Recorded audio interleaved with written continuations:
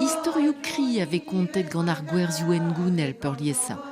Gant bugal e skolaj kervar-ker ba kemperle, so bedijinet ur werz neve diwar ben istor Jean Mor, un den ugenvloa be kondaonet d'ar maro e 1600 pewar a tri ugen ba Brist. Me piouta a oa Jean Mor.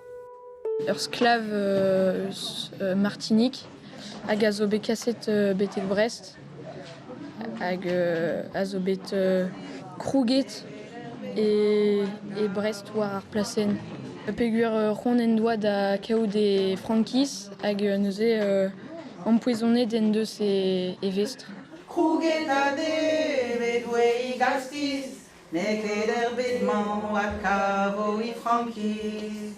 E vestre me promette e frankis dezhañ, me neus ket roet. Tremen a rai an amzer hag e chome ur sklav Jean Mor. C'est une histoire kri kalet a glod matre gant speret ar gwerzioù.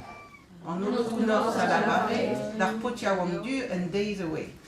Jean Mor ar lec'h a lavare. Brigitte Cloarec a zo begalvet d'ober wardro ar aktrez pedagog allemand diwar ben ar sklaverez. Ijinet zo beganti ur verz all diwar ben Jean Mor. Ne ket fall ze, hein? Ne ket fall.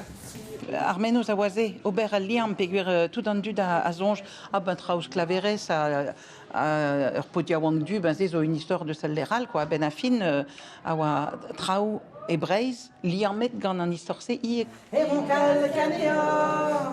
Tro-dro da oberen Aimé Césaire, skrivanier meur enez vartinik e besavet peurest ar aktrez pedagogel, displeget e vo e varzonegou gant ar vugale d'an dekavizme deveskoun diskar ar sklaverez. Géorgie, à la